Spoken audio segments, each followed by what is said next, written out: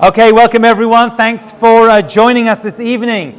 And to all the new people who join us for the first time, we'd like to welcome you all. And those people who are here for the first time as well. You're all welcome. Okay, a lot to discuss this evening. I want to start with a crazy piece of Torah I read a number of years ago, which always strikes me when I read this parasha.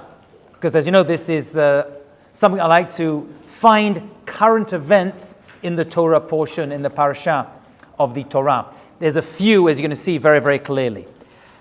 It's a very unusual idea. It may not resonate with you, and maybe it will, but I have to share it with you anyway. So we know that last week we discussed the giving of the Torah to the Jewish people. It was Matan Torah. That is Shemot Chaf, Exodus chapter 20. And there it goes through the whole exciting, amazing giving of the Torah event that happened 3,334 or 5 years ago to the Jewish people, to our ancestors at Har Sinai.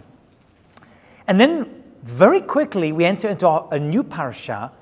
And what would you have thought would be a great segue? What would have been the great follow-up to the giving of the Torah, the most remarkable, amazing event in Jewish history?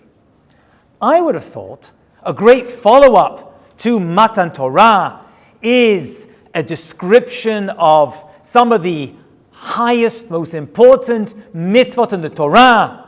I don't know, kashrut, Shabbat, tzedakah. I mean, these would have been great follow-up topics, I would have thought, right? Just to bring us down from this amazing high. And yet, you know what the Torah immediately jumps into really quickly? Mishpatim. Mishpatim are basically civil laws. Laws of how we deal with each other. In most cases, financial transactions ben Adam lachavero, between us and each other. You owe someone money, you have someone guarding your crops, you have a ox or a donkey. Anyone have an ox or donkey? Okay, if you do this, parasha is very good for you. An ox or donkey, and it damages, right? And your ox gores when you study in yeshiva, right? You study a lot of ox goring, you see. And until the rabbi makes it exciting by saying it doesn't have to be an ox, it could be a car that hits people, you're like, now I'm interested. So all these laws follow up. Actually, we're going to see precisely who the Torah speaks about. So it seems like a bit of a letdown. So I'm going to discuss that in just a second, but I want to share with you a wild idea which comes from a Kabbalistic source called the Zohar that someone called the Degel Machne Ephraim discusses. And he quotes the Zohar, the famous book of Kabbalah, and he says, you know what? Ele Mishpatim, this is all about the secret of Gilgul Neshamot, reincarnation. Wow. Now that one came out of the blue. I mean, you could tell me some other areas of Judaism all about reincarnation when it talks about parents and children maybe. I don't know. But why would laws between us and each other and paying people money for damages, which is basically a bulk of the parasha, what has that got to do with reincarnation of the soul? And if you don't know what that means, I'm sure most of you do, the idea that the soul comes back and transmigrates from person to person, from generation to generation. And he gives the following absolutely fascinating answer, and this answer really can help us understand or live our lives in a very, very different way. It goes like this. He says, let me give an example. He says, let's say you have two people who go to court. One of them owes the other one $1 million. And actually, he really does. He really does. He owes it, but he denies it.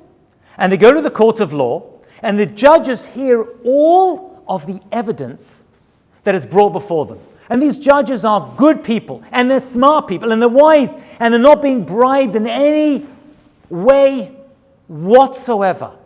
And they look at the evidence, and they rule against the guy who is owed the money. And actually, he really is owed the money. and they're all against him. So now you've got this guy sitting in court, and he's been there for days, weeks, and months of bringing evidence that this guy owes him $1 million. And he knows that he really is owed $1 million. And the other guy actually does know that he owes it as well. So one knows that he's owed it, one knows that he owes it, but he doesn't want to pay because he wants to get away with it. And he does. What should that person who's owed the money, what should be their mind frame when they're owed the money? Besides, I'm really, really upset. And what would you think?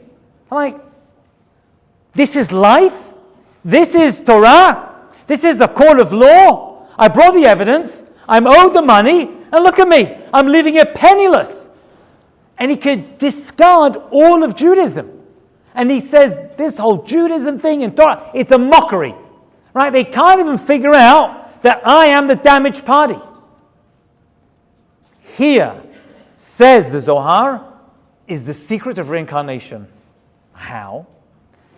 He says it must be that if all the evidence was really given, and these judges were really true emet people, we're going to discuss the idea of emet truth a little bit later today, it must be that these two guys haven't met for the first time.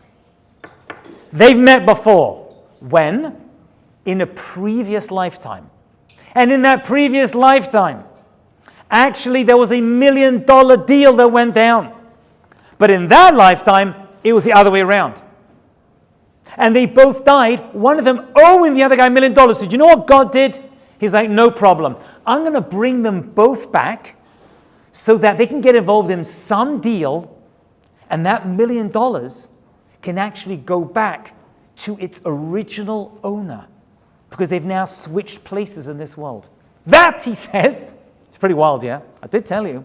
That, he says, is the secret of mishpatim, laws, when it comes to monetary transactions and reincarnation. And then he goes on to say, imagine if we all had that attitude, and it's a tough one, that every time somebody does something to you, unjust, and they seem to get away for it, they seem to win, and they owe you an apology, or they owe you money or time or who knows what. He says maybe there's a way you can open up a door to continue your life and think, if I tried everything to get an apology or get my money back or get the damage covered, and I tried everything that was in front of me, but in the end it didn't happen, it must be that in the past life I did something to this person, and what's happening now is that the playing field is actually being leveled out. Wow. Imagine going through life like that, having that attitude. I mean, I don't. But imagine having that attitude. Once in a while it comes to my head. When someone acts a certain way, I'm like, I didn't deserve that. I didn't do anything to elicit that attack, that terrible, terrible circumstance. It must be that in the previous life, you know what? It's all besheret. It's all meant to be. And by the way, just think how many frustrations and irritations you'd be able to smooth over, and frustrations just by having this attitude that God actually knows the right way. One of the most famous books of suffering, I just thought of a joke, but I'm not going to say it. I was going to say ketubah, but no. One of the great books of suffering that we go to and we need consolation is the book of Job, Eov. There's a big discussion about who Eov was. One opinion was that he was actually a non-Jewish person who lived in Canaan, land of Israel, before the Jewish people went in. Another opinion was that Moshe Rabbeinu made up the story in order to explain the concept of why bad things happen to good people. And there's a lot of events in that story of what happens to him. He was literally at the top of his game. He was a very, very righteous person. And then terrible, terrible things happened to him. And during the course of this book, it's a very difficult book to read and understand. But with commentary, it starts to make a little bit of sense. But during this whole episode of Eov, of Job, his friends come to him and try to console him. And pretty much he pushes all of them away and says, what you're saying doesn't make sense.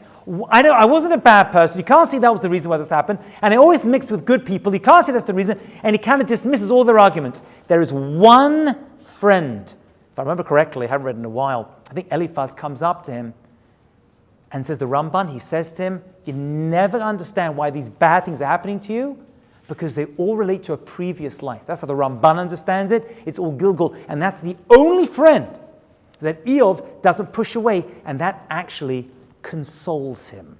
So we even have proof from that story. Okay. Let's move on from that, and maybe, it probably is related to what I'm about to tell you in some way, but I want to talk about the first thing that we talk about when we talk about Mishpatim. And I have to bring up something which is happening in the world today, and I'm going to bring up, obviously, the big event that's happened to our people, and that is the kidnappings that have happened. Because this parasha, the first parasha of laws that comes after Matan Torah, very quickly talks about people who have to sell themselves in order to pay off debt, what we call an Eved Ivri, which is really what they are. It's not, the word slave is not good. They usually translate as an indentured servant, but I don't know what that means, so we'll leave that aside. But it just means a person who either fell on hard times, took loans or stole in order to support themselves, got caught, can't afford to pay the money or the objects that they've taken, and need to sell themselves to work off their debt. That is the opening section of Har Sinai. And the obvious question is, wow, there's nothing more exciting to discuss except this poor man or woman who's had to kind of like sell themselves in order to pay off their debt? And the answer is, it shows that for us, the Jewish people, our main concern, after all the excitement of Matan Torah, is how you're going to treat someone who falls on hard times. What is going to be your responsibility to them? It ain't exciting, but they're the first people we look out for. And actually in Judaism, there is no prison system. Did you know that? There are like holding cells, it's called a kippah, which people are held in before a verdict comes. But there is no prison system. We don't believe a prison system in Judaism. I know in Israel they have them. Actually, there's a very famous story when the first ever prison was opened in Israel. They were really upset. They couldn't find anyone to go in. And eventually, after a long time, they found one guy in Tel Aviv who did something, and they got him and they paraded him through the streets to be the first guy in the prison. I remember I read about this. And they're parading him, and they're like cheering, finally, we put someone in our prison. But prison's not great for us. We don't like the idea of just putting someone away, because you're just kind of like doubling down on them being a victim. We do have a death penalty as a side point. You're not getting scot-free. But we have an idea of rehabilitation, and we want those people to pay off their debt and to be in a family and work it off. And by the way, we know for sure that in most cases, it was a very, it's going to sound weird, positive experience. Why? Because they can only be working for a short amount of time. And then you've got to let them go. And the Torah wants you to let them go. The natural state of mankind, according to the Torah, according to Judaism, is free. We don't want people being slaves, living their life under another person's governance. That's not what we want. We want people to be free. That is, and the Torah is going to do everything it can to push us to freedom, which is why it becomes a big deal that before we receive the Torah, we have to leave the servitude of Egypt, right? The whole Pesach story. Because Hashem's like, I don't want you being a slave. I don't want anyone being a slave. The most precious gift that we have in this world is freedom. In Hebrew, cherut. Actually, the word cherut, say the rabbis, is related to another Hebrew word, which is charut. Charut means engraved. And that is the word that is used to describe the letters that were engraved into the Ten Commandments. Because the ultimate freedom is when you drive home the concept that I'm connected to the ultimate God. He is my master, not people. And so the Torah says, whatever you do, let this person go. But let's say this person has been taken on by this family, and he's working for them as an Eved for a number of years, 60 precise, and he's like, I don't want to leave. And the Torah's like, no, but you've got to go. Right? You've had your years, you've paid off your debt, it's time to start your own life. You've got to help the world. There's only so much help you can do. And he's like, I don't want to go. So the Torah says, you know what, you can stay.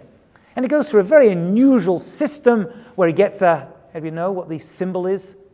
If he stays with his family, he gets his ear pierced, which according to today would be most people end up becoming like, they get their ear pierced on the mezuzah, on the doorpost.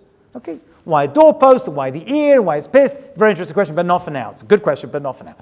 But this person, we said, no, we don't want you here. Go free. Leave. Let's connect that to the next piece, which is kidnapping. Right? We have brothers and sisters and children right now whose freedom was taken away very quickly. After Matan Torah, it starts talking about kidnapping. And the Torah speaks very badly of it. Actually, kidnapping even appears in the Ten Commandments. It says, Lo tignov, in the Ten Commandments. Now, people think, well, that talks about stealing things. But we know it's not, for a couple of reasons. Number one is, stealing things is mentioned elsewhere in the Torah. Okay, so it's mentioned twice. But there's another piece to it. In the Ten Commandments, the stealing over there comes with a death penalty. And I promise you, stealing things does not come with a death penalty. So what kind of stealing does come with a death penalty? Stealing people, taking away their freedom. It is considered one of the worst things you could do to a person. Why? Well, it's common sense, right? We want people to be free. And taking away their freedom against their will is considered one of the worst things. And people who do it will be punished severely. And maybe this is one of the reasons that our reaction to this happening today is so great that we're like, of course we're going to war. And of course we're going to destroy until we get our brothers and sisters back. You know, other nations don't do that. Their friends and family are kidnapped and they're upset, right? And the families are upset. But the government's like, yeah, that's just how it is. That's just war. And we're like, no. We're going to do whatever it takes. And by the way, I was talking to my wife about this. I said, let's think of stories in the Torah about kidnapping. And just thinking for 1 minute, I found 4 stories that happened before this event. Let's have a look at them. Kidnapping events. We have, anyone think of some? Lot was kidnapped by some kings. Abraham went to war to save his nephew Lot, who'd been kidnapped by some kings at great danger to himself, and he brought a war. He brought an army to rescue this one nephew who'd actually separated from him and started his own life and kind of rejected Abraham. Abraham was like, I know, but he's part of the family. We're going to go to war to bring him back. Someone said Dinah. Dinah was taken by Shechem, and she was violated. I just thought of another one, by the way. Esther Malka, by the way. Esther from the Purim story. It says, V'tilakach Esther. She was also kidnapped. She didn't want to go to Achashverosh's palace. She was taken, by the way, it wasn't just her. There were many, many women who were kidnapped, taken against their will.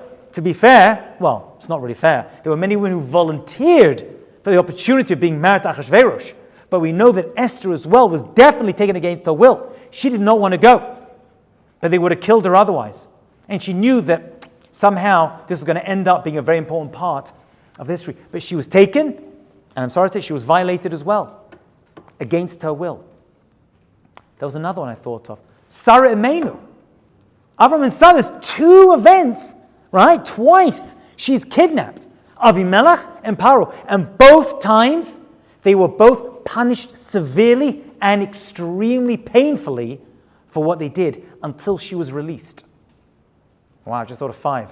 I'm sure there's more, right? I'm sure there is more. And Jewish history has also proven that there's many, many other cases of kidnapping. One thing you know for sure is the Torah abhors it. It made the top 10. People who do it are in extremely grave danger for their physical lives in this world and definitely their neshamot in the next world as well. The Torah does not like this idea. Why? Freedom. Hashem made us free. And you can't do anything without freedom. You can't be spiritual. Which is probably why this mitzvah and this discussion of the Eved, right, who's pretty much volunteered themselves not to be free, that's what they're doing. They volunteered themselves in order to pay off their debt, is the opening mitzvah after Matan Torah, after giving the Torah. Why is that? Because we can relate to it. Why can we relate to it? Because we just left Mitzrayim a few weeks ago. So I now know what being a slave and not having freedom is about. So the Torah says, let me give you a mitzvah that you can relate to. There's going to be a person who's taken against his will, and there's going to be kidnapping, and people have to pay off their debt, and they're held in order to pay their debt. So you understand this mitzvah. Many times mitzvahs are given to us certain times, by certain people, in certain places. And the answer is because we can relate to it. This is one of those relatable mitzvot. You're a slave in Egypt. You know it's not enjoyable. Don't do it to each other. People need to be free. Are we cool so far? Okay, let's move on. This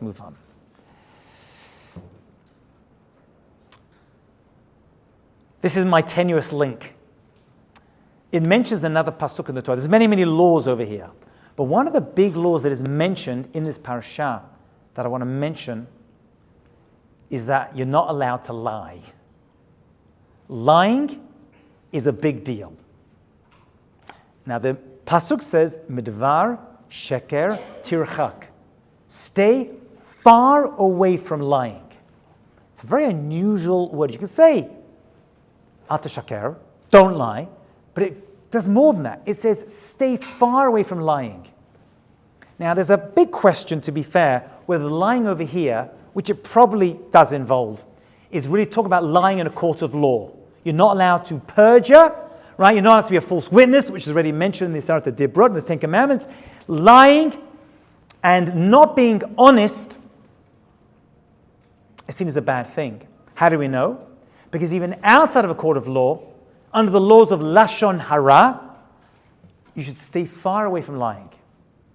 But there's a problem. I'm going to give you 4 stories, 4 very, very famous stories of people who did lie and actually are commended for it. Not only commended, they were seen as doing the greatest mitzvah. Let's go through 4 stories. And by the way, you may not buy this, but this is my connection. Why is lying falling over here? Well, if we're dealing with people doing damages to each other, which is the main subject of the entire parasha, right? Civil laws, paying people for damages, things you've done, things you've stolen, returning things, and all these laws, it makes sense that lying would appear in it. But maybe lying and kidnapping are also related, because kidnapping appears in the beginning of the parasha as well. Well, how are they connected? Well, when you lie to someone, if you will, you're kidnapping their mind. Right? You're lying to them. You're taking advantage of them. You're stealing their identity. It's also a form of kidnapping, actually, right? You're taking their freedom of thought, of expression for yourself. And the Torah is not like that either. Okay, that's my connection, that's my link. If you like it, if not, not. But in the end, both are mentioned. So let's talk about lying. And what I'm going to tell you now is not what you think lying is. Because as children we were told, always tell the truth. Right? Don't lie, your parents will say to you. But that's a big problem. Because, excuse me for saying this, when my wife says to me, how does this dress make me look? Right? I would be very stupid to be like, absolutely terrible. And why are you getting angry? I'm just telling you the truth. No, that would be extremely stupid. So now we have a conflict. We have the Torah, God on one side, and my wife and her new dress on the other side. Who wins? Well, everyone knows that I fear 2, God and my wife. And I'm not going to tell you which order that's in. But we have a direct machloket. Actually, there is no machloket. Which one wins? My wife wins. My wife wins. It's not my opinion, by the way. And it's not just saving a life, my own, which it definitely is. There's a concept in the Gemara called shinui, changing the truth, mipnei darke shalom, in order to keep the peace. And this is the halakha. This is not well, what are you going to do? Sometimes you got to lie in order to save your life. First, I'm going to prove to you that it's not just to save a life. It can be. It doesn't have to be. It could be just to keep shalom in families, shalom between you and your friends. And it's going to be difficult, but I'm going to give you 4 stories that happen in Jewish history, and maybe we can try to figure out together how we can put this into real action, because the guidelines of this are not so clear. But anyway, let's do the 4 stories. First of all, we'll do Yosef and his brothers. If you remember, the brothers sold Yosef, yeah? And he got sent out to Egypt, and he revealed to them who he was, and then Pharaoh gets involved, and then Yaakov, his father, comes down, and he's there and hanging out with them, and eventually Yaakov dies. At this point, we're told the brothers freak out. What are they freaking out about? They're nervous that now Yaakov is dead. Yosef's going to be like, well, daddy's dead. It's time to get my revenge. So as soon as Yaakov dies, you know what they did? They went to Yosef and they're like, by the way, this actually happened. By the way, before our father died, he mentioned to us very clearly that you should not take revenge against us. Now actually, Joseph was not going to take revenge. He knew that it all happened for the right reason, and being sold was all Yad Hashem, God's plan. But they didn't know that. As far as they knew, this very rich and powerful Joseph, who's the head of Egypt, could turn around and be like, well, daddy's dead. Right? The wills come out, and suddenly when the will's out, that's when the knives come out. As they always say, where there's a will, there's a relative. So now we're in trouble. So now we're going to have to...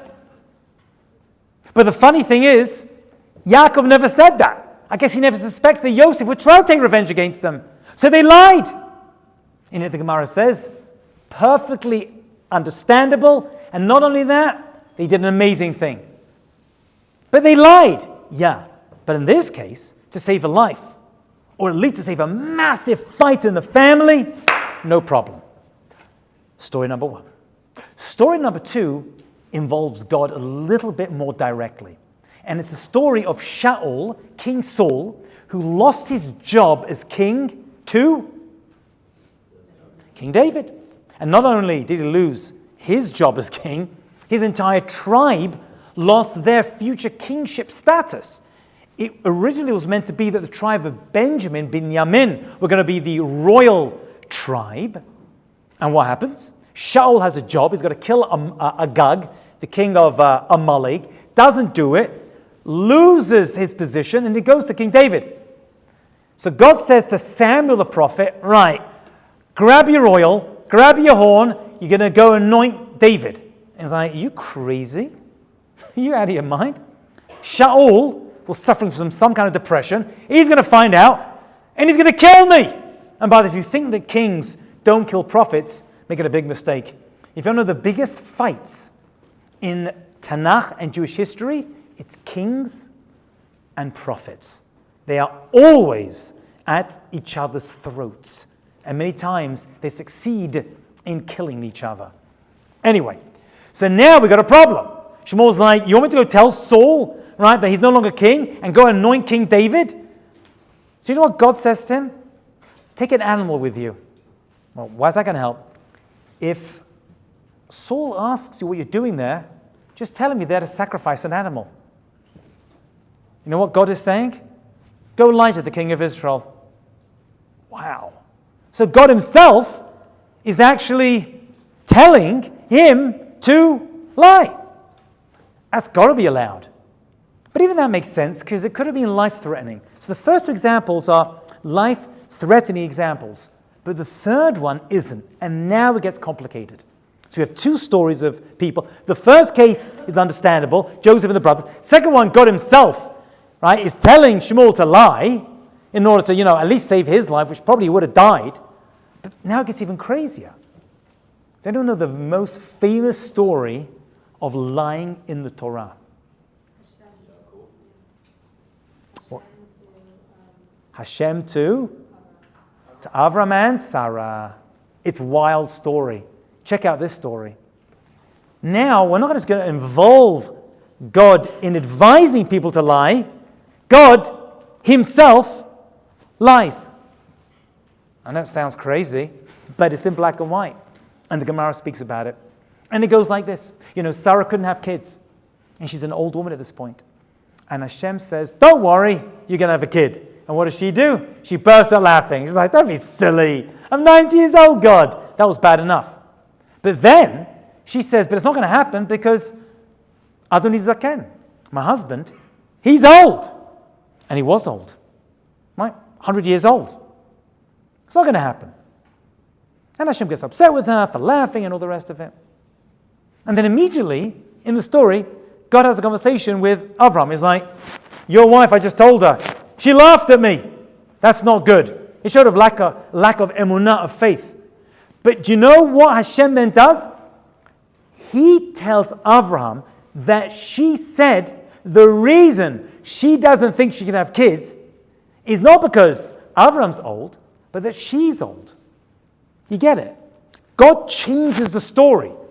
Because in the original version, which happened, Sarah says, I can't have kids. Look how old my husband is.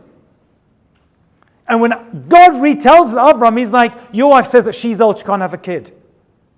So God lies. I mean, do we have a better proof in the entire Torah that lying is okay? And by the way, what kind of lie was this anyway? I mean, let's just say God would have told the story as it happened. Let's just say that would have been like, the actual story. And by the way, she said you're old. Is Abraham old? Yeah. He says, he's really old. Would he have killed Sarah for saying it? No. He was madly in love with her. Although that doesn't stop some people from killing their spouses, but that would not have happened. Maybe, possibly, unlikely, Abraham would have been insulted. Like in the worst case scenario. But she wasn't saying something bad. She was just stating a fact. The fact is, he's old. And by the way, I'm old too. It's not going to happen. You know what they learned from this? That even a mere insult that can cause even a little bit of shalom bayit problems, you're allowed to change and lie. Even if it could lead to one argument between husband and wife, even a little drop of resentment, that's enough. Dayenu. That's how important the Torah views and God views shalom bayit, and lying isn't truth or lie. It's sometimes you're going to have to. Now, how far is a good question? And there's going to be a discussion exactly how to do it. It's case by case. I've looked into it. It's not so simple to figure it out. Sometimes you need outside advice. Sometimes you do. I mean, I'll tell you what I tell people to lie. And you may not like it, but this is what I do. Sometimes I have a girl and a guy who are dating. And with all due respect, she or he may have a history of other relationships that lasted. For some guys and girls, that history could be quite long. For some of them, as long as the Roman Empire, right? With as many people as well. So they come to me and they're like, well, what do I do when my boyfriend or girlfriend or fiance or husband or wife says, so, how many guys and girls did you have? And you're like, well, I can't lie because the Torah says, sit down, you're going to need a pen and paper. Should we list them here? No, this whiteboard is not big enough. We're going to have to go deep right now. A, there was Alex. There was B, and you go through the and you're like, Ribbana Shalom, this is not good. You know what? Keep your mouth shut. For your future shalom, you don't need to tell every sordid detail of every past, unless it's very, very important to your future relationship, which usually it is not. You have no obligation to tell them the truth. Keep it to yourself. Nobody needs to know, even your own spouse. But you're lying to your spouse. Yeah, but you can have some nice shalom bayit in your home when that happens. And therefore, This is the interesting part. The Torah says you cannot lie. If the Torah says you cannot lie, then you can never lie. Do you understand? Lying is forbidden. So that means when I do say to my girlfriend or boyfriend, or when Avram says, or when Sarah says, or anyone else, and they say something which didn't happen, that's not a lie. Because you're not allowed to lie. Do you understand? We are now redefining what truth, emet, and sheker, falsehood actually are. You could be saying something which did not happen, so on the surface you're lying, but you're not allowed to lie, so it must be that this isn't a lie. It's the truth. It's a whole re-understanding of what truth and falsehood actually are. Do you know who the master of lying in order to bring shalom by it was? Who in history was the master of it? Aaron HaKohen. He would walk around, he would see two people fighting, having a really bad fight, and then he would separate, and I'm never talking to you again, and don't ever call me.